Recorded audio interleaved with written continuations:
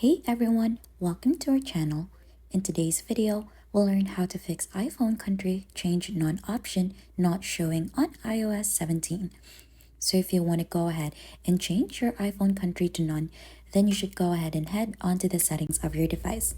So click onto settings, right after click onto your profile onto the upper part of settings and scroll down until you find in medias and purchases.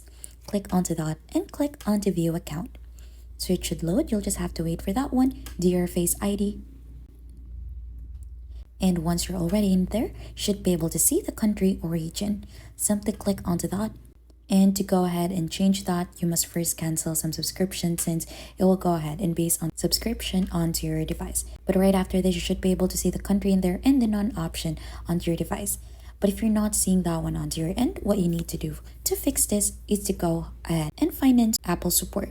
So just search for Apple support and you need to install this one so that you could go ahead and directly call them for help, so that you could directly tell them that the none option is not showing on your iOS 17. So you should be able to get solution right after that on how you should fix it, and that is how you could fix iPhone country change none option not showing on iOS 17.